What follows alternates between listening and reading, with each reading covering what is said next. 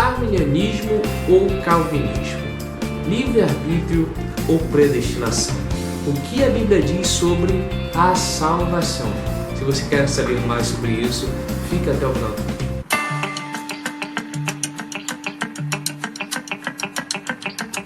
Gente, eu sou o Igor, diretor do projeto Geração de Samuel. Hoje nós estamos aqui no quadro Conhecimento Bíblico e hoje eu vou falar sobre o seguinte tema: por que eu, Igor, sou arminiano? Desde já eu quero te convidar, se você não é inscrito, se inscreva no canal.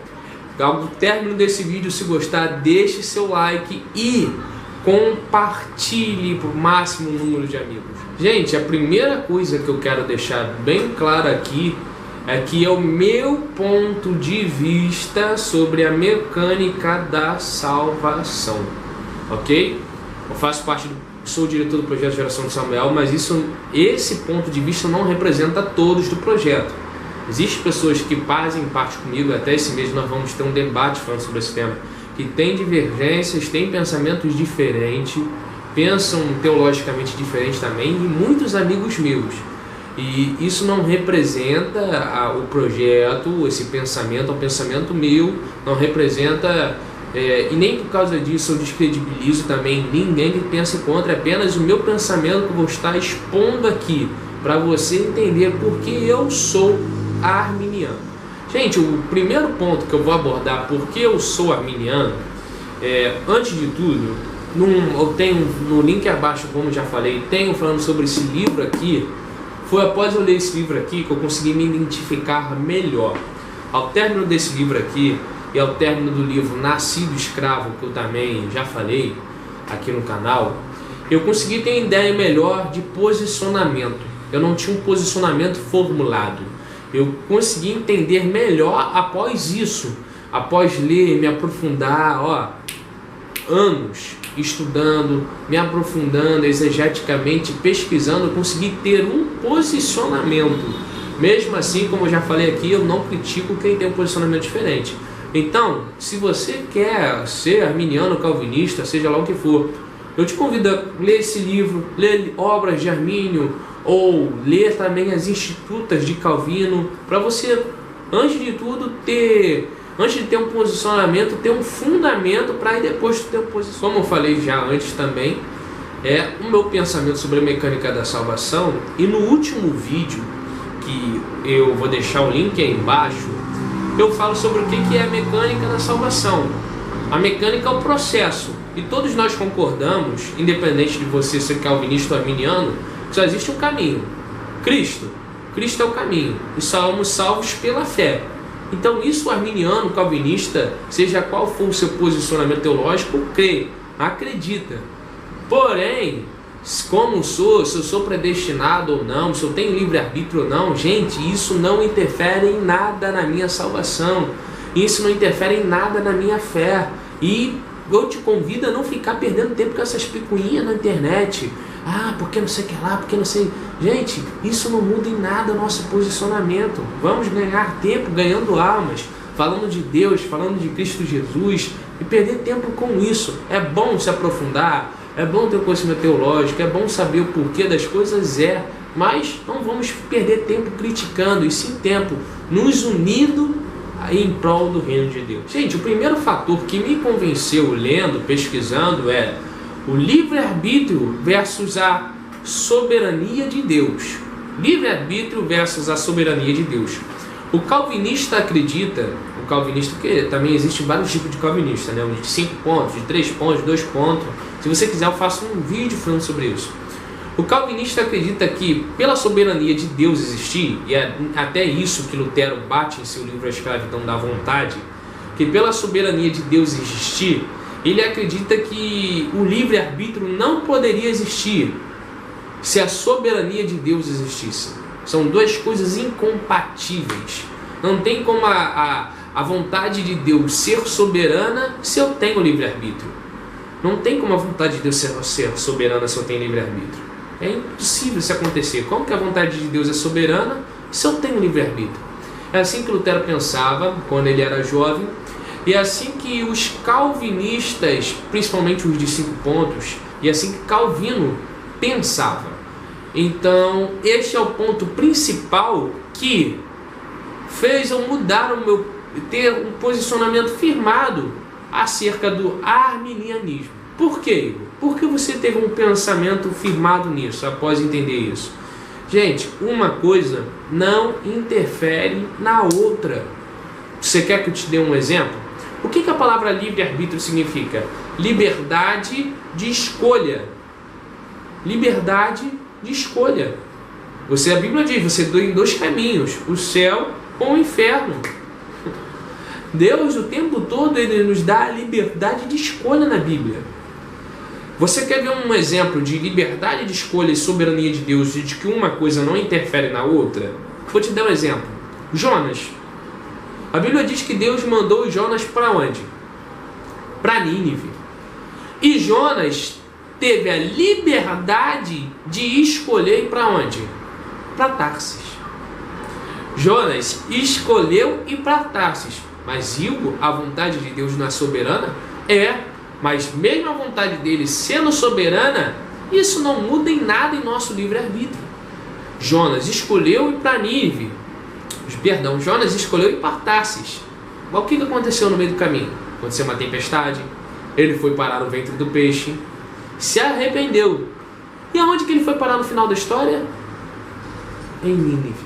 Ou seja, o seu livre-arbítrio não alterou e influenciou em nada na vontade soberana de Deus. Lutou. Pegou o caminho inverso e acabou parando no mesmo lugar que Deus queria. Ou seja, gente, novamente, o livre-arbítrio não muda a vontade soberana de Deus. E até o contrário. Há muitos calvinistas dizem, não, mas se a vontade de Deus é soberana, não pode existir livre-arbítrio. Eu acredito que é o contrário. A vontade de Deus é tão soberana, ou seja, Deus é onipotente, o que prova que Ele é onipotente, e o que prova que a sua vontade é soberana, é que existe o livre-arbítrio. E que mesmo nós pensando diferente, ou muitas das vezes querendo ir contra a sua vontade, sempre prevalece. Isso realmente, o livre-arbítrio prova que a vontade é soberana, e não o contrário, a não existência do livre-arbítrio. Você entendeu agora? Porque senão a vontade de Deus não seria soberana. Se Ele precisasse tirar o nosso livre-arbítrio, a vontade dele não seria soberana. Gente, então se você... Igor, deu um nó na minha cabeça. Gente, assim falando, resumido, é meio complicado, mas eu te convido a ler livros, se aprofundar, para você entender. Outro aspecto que é importante também é eleição e predestinação. O arminiano, ele não descredibiliza a eleição. Não descredibiliza. Assim como o calvinista, o arminiano, ele acredita na eleição. Gente, agora pega que a chapa esquenta. O fato de você ser eleito não quer dizer que você é predestinado. Todos nós, calvinistas ou arminianos, acreditamos na presciência de Deus. O que é a presciência? É que antes de tudo Ele já sabe. Ele é onisciente e Ele também é presciente, ou seja, antes de eu nascer, Ele já me conhece. Então, com base nisso, em sua presciência, acontece a eleição, ou seja, a escolha dele é baseada em sua presciência. Ele já sabe tudo sobre nós e Ele nos escolhe. E independente disso, não somos nós que escolhemos, Ele que nos escolhe, mas Ele nos escolhe baseado em sua presciência. Não quer dizer que Ele nos escolheu, que Ele nos predestinou a algo. Por exemplo, Ele me predestinou a aceitá-lo como seu Salvador. Não, mas Ele já sabia que eu ia aceitá-lo. E baseado em Ele saber disso, Ele me escolheu. Com base nisso, gente, entenda, com base nisso, Ele não precisa me predestinar a algo. A sua presciência, para Ele me eleger, para Ele me escolher, é baseado em sua presciência, não na predestinação. Agora, se Ele precisa me predestinar primeiro, descredibiliza um pouco a sua onipotência. Porque se Deus é onipotente, Ele não precisa predestinar ninguém a nada para algo acontecer. Basta Ele querer e algo acontece. Segundo, se Ele é presciente, se Ele tem a presciência, Ele já sabe de tudo, Ele não precisa predestinar a fazer algo para que isso aconteça. Porque Ele já vai me escolher sabendo em base de sua presciência. Então também a predestinação descredibiliza a sua presciência se Ele for me predestinar algo. E outra coisa, quando existe a palavra predestinação na Bíblia, não está no original, dificilmente você vai ver ela ligada a individual, a palavra pessoa. Ela sempre está no coletivo, ao grupo de pessoas, à nação de Israel, à igreja. Então ele fala ao coletivo e nunca ao indivíduo. Você entendeu? Então, gente, é mais ou menos isso. Eu resumi, porque senão dá nó na cabeça mesmo. Eu te convido a ler, ok? E o quarto ponto, gente, não mais ou menos importante, é a história. A história da igreja, se você for pesquisar, os pais da igreja, eles não tinham esse posicionamento indefinido. Primeiro começar com toda essa problemática, que era uma pessoa fenomenal, um dos pais da igreja, Agostinho. Agostinho foi o primeiro a defender a teologia da predestinação. Vou repetir. Agostinho foi o primeiro a defender a teologia da predestinação. Gente, não existia a palavra predestinação, existia, mas não existia a teologia da predestinação. Por quê? Existe um fator histórico, existe todo um fator que fez ele defender os pelagianos. Mas nesse livro aborda, você vai entender melhor por quê. Mas existiam fatores que fizeram ele defender isso. Porém, ele acreditava no livre-arbítrio.